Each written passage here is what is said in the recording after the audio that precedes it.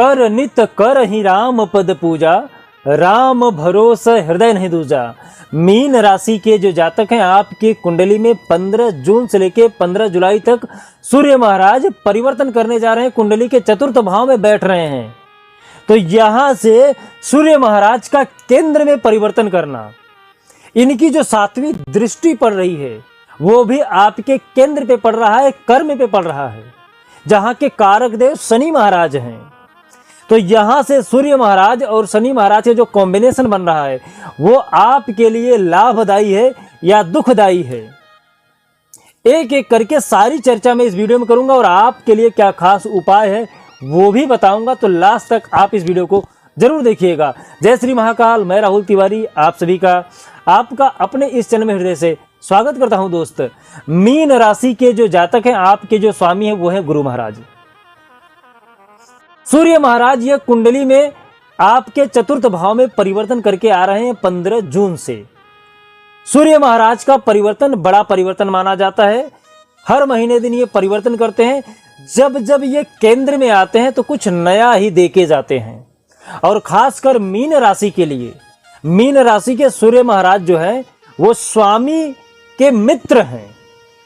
Mean राशि के जो स्वामी गुरु महाराज हैं, गुरु महाराज में और सूर्य महाराज में मैत्री का भाव रहता है। तो यहां से सूर्य महाराज अपने मित्र को क्या दे रहे हैं और क्या उनको लाभ पहुंचा रहे हैं, हम उस पर भी चर्चा करेंगे। साथ ही साथ यहाँ पे शुक्र महाराज अस्त हो रहे हैं, बुध महाराज अस्त हो रहे हैं केंद्र में ही। तो शुक्र महाराज का अस्त होना, बुध महाराज का अस्त होना आपके लिए क्या क्या परिवर्तन लेके आ रहा है। तो यदि आप हमारे चैनल पे नए हैं तो आप हमारे चैनल को ज्वाइन कर लीजिए या फिर आप सब्सक्राइब कर सकते हैं। और ये वीडियो आप लास्ट तक जरूर देखिएगा, क्योंकि इसमें केंद्र में सूर्य महाराज के आने का मतलब होता है कुछ बड़ा परिवर्तन। और खासकर जिसके स्वामी इनके मित्र हैं तो वहां पे तो सूर्य महाराज कुछ ज्यादा ही न्यौछावर करते हैं। तो ऐसी जगह पर सूर्य महाराज का परिवर्तन मीन राशि के लिए लाभदायी बहुत ही ज्यादा होता है। कुंडली का जो चतुर्थ भाव रहता है, यहां से आपके भूमि देखे जाते हैं, मकान देखे जाते हैं, आपके ऐश्वर्य की चीजें देखी जाती हैं, पिता का क्षेत्र देखा जाता है। यहां के स्वामी शुक्र महाराज है, कारक देव। तो यहां पे शुक्र महाराज आपको ऐश्वर्यशाली बनाते हैं, लेकिन वही अस्त हो रहे हैं। तो क्या सूर्य महाराज आपको ऐश्वर्यशाली बना सकेंगे? जो आपको चाहिए क्या वो दे पाएंगे सूर्य महाराज?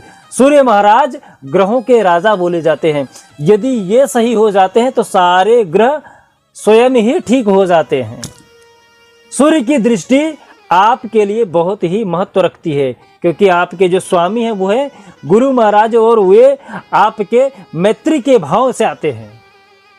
तो यहाँ पे सूर्य महाराज आपके बिजनेस में, मकान में, भूमि में वृद्धि करने जा रहे हैं। शुक्र महाराज जी अस्त हो गए हैं, लेकिन सूर्य महाराज उदय हो रहे हैं। और जहां से रोशनी मिलती है, प्रकाश मिलता है, ज्ञान मिलता है, यदि उसी का उदय हो जाए आपके जीवन में तो और किसी चीज की आवश्यकता नहीं रह जाती है। तो यहाँ पे सूर्य महाराज आपके भूमि से रिलेटेड जो भी समस्या थी उसे सोल्व करने जा रहे हैं। नया भूमि आप ले सकते हैं, नए मकान ले सकते हैं। पैसा आप कहीं पे इन्वेस्ट किए थे तो वहां से आपको अच्छा रिजल्ट मिल सकता है, अच्छा मुनाफा मिल सकता है आपको। सूर्य महाराज की जो 7वीं दृष्टि है वो आपके कुंडली के 10वें भाव पे पड़ रही, जहां के कारक देव शनि महाराज हैं। यहां से आपके पिता का क्षेत्र देखा जाता है, आपका कर्म देखा जाता है, यहां से आपके फल देखे जाते हैं, यहां से आप कुछ बिजनेस व्यापार नए तरीके से करोगे वो देखा जाता है। यहां से आपके मन में पाप का प्रमाण, पुण्य का प्रमाण देखा जाता है, क्योंकि कर्म ही तो है। यहाँ पे शनि महाराज आपके विचारों के देवता हैं, कर्म के देवता हैं। जो विचार मन में बनते हैं वही कर्म में परिवर्तन करने की जो क्षमता रखते हैं वो शनि महाराज रखते हैं। तो यहाँ पे कर्म प्रधान है। तो यहाँ से सूर्य महाराज 7वीं दृष्टि से आपको सुख देने जा रहे हैं। पिता के साथ जो आपका अभी तक नहीं बन रहा था, जो विचारों का मतभेद था, वो आपके साथ बनना प्रारंभ हो जाएगा। जो अभी तक आपके और पिता के साथ अनबन हो रहा था, कुछ भी विचारों को लेके या बात विवाद हो रहा तो वहां पे आपको शांति का अनुभव निश्चित रूप से मिलने जा रहा है। साथ ही साथ आपके नए नए नौकरी के अवसर प्राप्त होंगे। जो नौकरी करना चाहते थे, नौकरी अभी तक नहीं मिल रही थी, उन्हें नौकरी मिल सकती है नहीं, या फिर आप जहाँ पे नौकरी कर रहे हैं वहाँ पे पदोन्नति हो सकती है।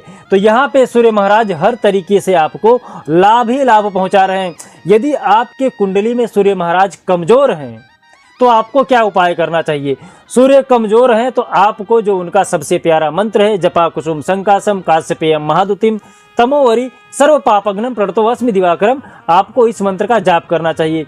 साथ ही साथ सूर्य को डेली अर्घ देना चाहिए। अर्घ देते समय आपको उसमें पीला फूल और गुड़ डाल के फिर आपको सूर्य को अर्घ देना चाहिए। इससे आपके कुंडली के जो सूर्य हैं वो मजबूत हो जाएंगे।